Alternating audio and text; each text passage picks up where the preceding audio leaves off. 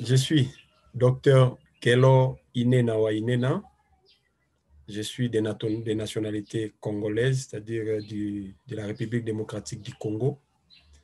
J'ai fait mes études à l'université de Kisangani. Je suis de la promotion 2010.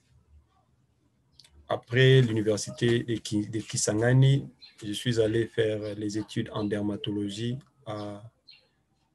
au Regional Dermatology Training Center, c'est en Tanzanie. Après quoi, nous sommes allés aussi faire des études en psychiatrie ou en santé mentale à Kampala International University. Et actuellement, je suis chef de département de médecine interne à l'hôpital du cinquantenaire de Kisangani. Je suis aussi, je peux dire, président du conseil d'administration d'une organisation non gouvernementale appelée Corbeta RDC, qui lutte contre les cancers de la peau chez les personnes vivant avec albinisme. Et au niveau régional, c'est-à-dire au niveau de l'Afrique centrale, nous sommes dans des groupes de conseillers médicaux, donc des conseillers médicaux, je peux dire, du staff dirigeant du réseau des organisations de personnes vivant avec albinisme en Afrique centrale. On appelle en abrégé ROPAC. Aussi, je suis consultant médical du groupe G12, Union africaine, c'est-à-dire un groupe des experts de l'albinisme dans différents domaines où nous apportons notre appui à l'expert indépendant des Nations Unies en matière de santé des personnes vivant avec albinisme. Si nous avions fait cette vidéo, c'est pour parler de la problématique du cancer de la peau chez les personnes vivant avec albinisme en RDC.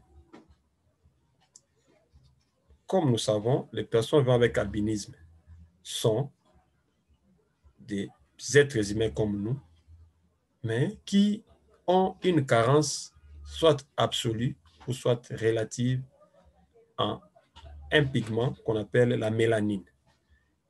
C'est ces pigments qui fait que nous soyons colorés, que vous soyez blanc ou que vous soyez noir, vous avez la mélanine. Et c'est ces pigments qui vous colorent selon qu'il s'agit de la phéo ou de eumélanine. Mais il s'est fait que les personnes vivant avec albinisme n'ont pas de mélanine. Or, la mélanine, ces pigments protègent les noyaux des cellules contre les rayons ultraviolets qui sont émis par le soleil. Et comme vous savez, la RDC, notre pays, est traversée par une ligne imaginaire par où passe le soleil qu'on appelle l'équateur. Donc, par conséquent, je dirais que les personnes vivant avec albinisme de la RDC sont les plus exposées aux radiations ultraviolettes qui sont émises par le soleil. Avec comme conséquence, quand les noyaux n'est pas protégé par la mélanine, la conséquence, c'est un dérèglement au niveau et des modifications au niveau de l'ADN qui aboutit facilement à des cancers de la peau. C'est pourquoi, si vous lisez dans beaucoup de littérature, vous allez vous rendre compte que le cancer de la peau est la première cause de mortalité des personnes vivant avec albinisme. Malheureusement, les personnes vivant avec albinisme et les constats que nous avions faits depuis que nous avons commencé à travailler sur l'albinisme en 2013, nous avons constaté que l'albinisme est une maladie orpheline. Pourquoi? Parce que personne ne s'occupe de la santé des personnes avec albinisme dans notre pays. Et vous allez vous rendre compte, si vous voyez, la majorité des personnes vivant avec albinisme meurent des cancers de la peau. Et ce sont des morts horribles. Pourquoi? Parce que ces cancers qui commencent par de petites plaies finissent par évoluer et devenir de grandes plaies, souvent sur les parties exposées, souvent au niveau de la tête, et ça prend parfois les orifices naturels, et ça prend les yeux, de telle sorte que la personne vivant avec albinisme atteinte des cancers de la peau, il meurt avec beaucoup, en tout cas beaucoup de souffrances. Pourquoi? Parce que ce sont des personnes qui pourrissent parfois tout en étant vivants.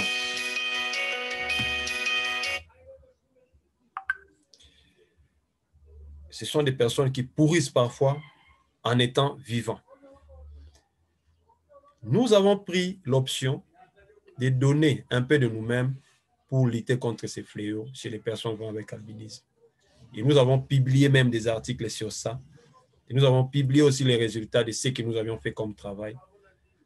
Si vous voulez bien visiter notre site web, notre page Facebook et notre chaîne YouTube pour voir ce qu'on a fait comme travail dans la lutte contre le cancer de la peau, dans le cadre de notre organisation non gouvernementale appelée Corbetta RDC. Et depuis le début de notre programme, nous avions déjà pu soigner 315 personnes vivant avec albinisme à Kisangani. Sur les 315, nous avons pu réussir à 85%, plus de 85% à guérir les cancers de la peau. Et les résultats se trouvent bel et bien dans notre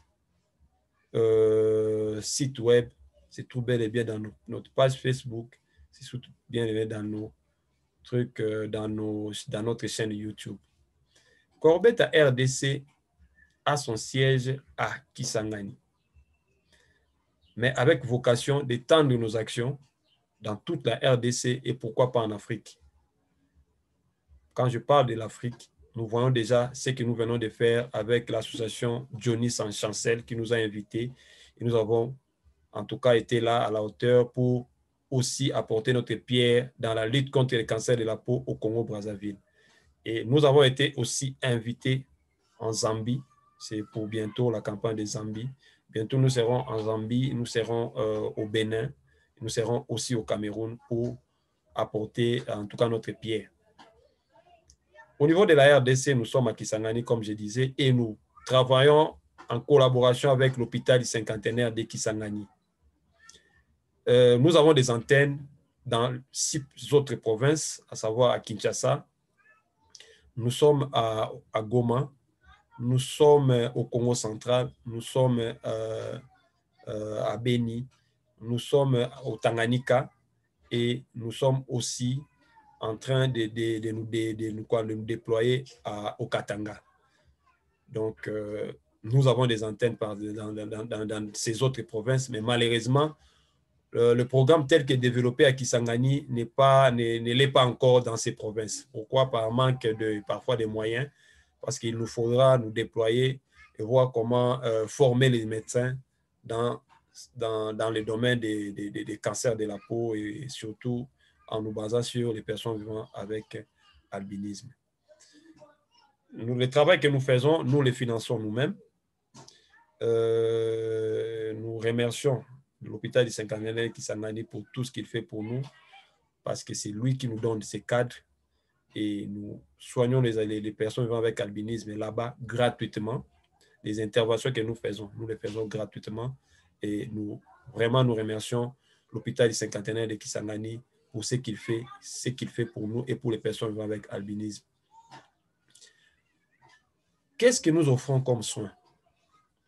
Nous offrons les soins préventifs et curatifs. Dans la prévention, nous éduquons.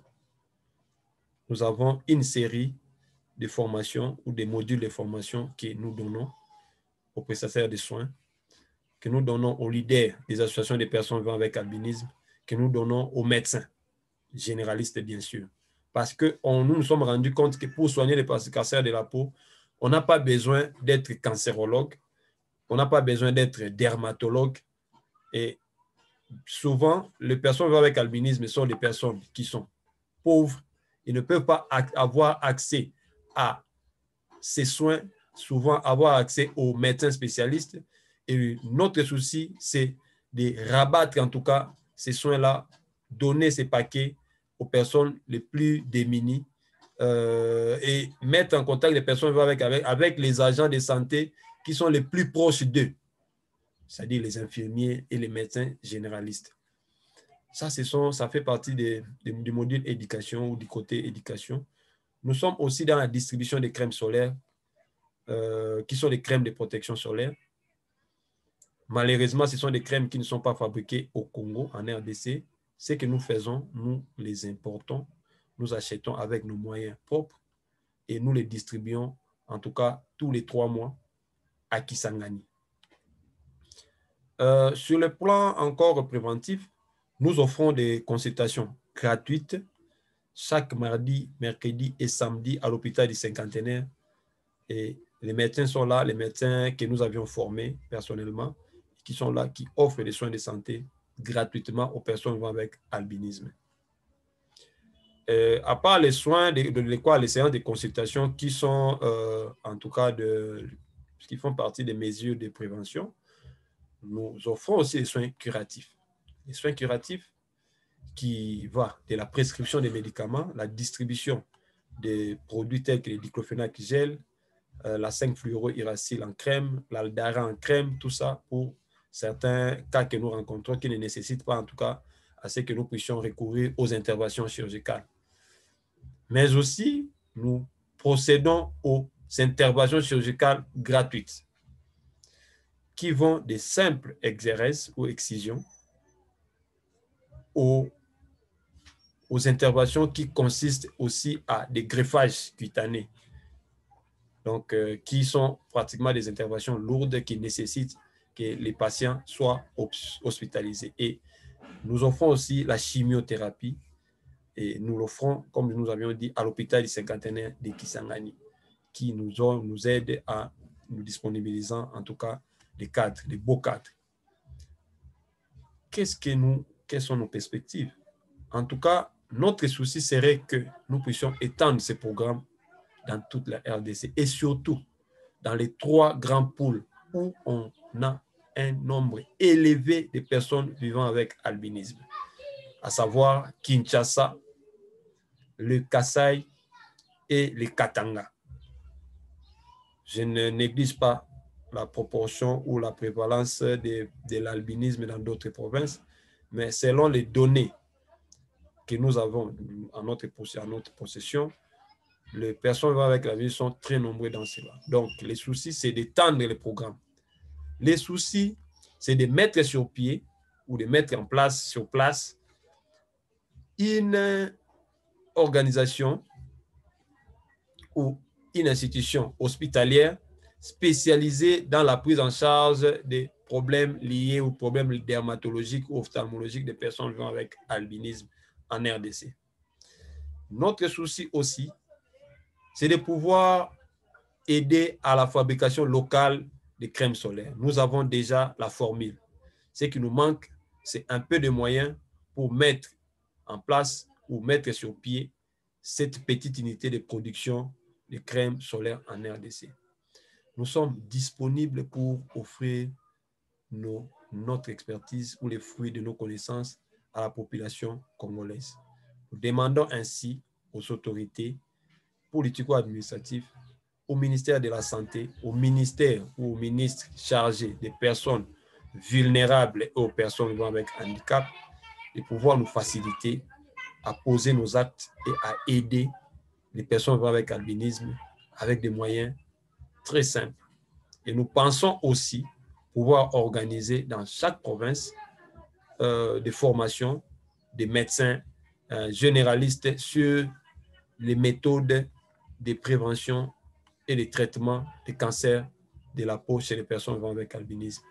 Nous vous remercions et nous attendons en tout cas de vous ou de tous ceux qui pourraient entrer en contact avec cette vidéo, un feedback positif pour les biens de l'humanité et pour l'amélioration de la qualité de vie des personnes vivant avec albinisme en RDC et pourquoi pas en Afrique. Merci, nous vous remercions.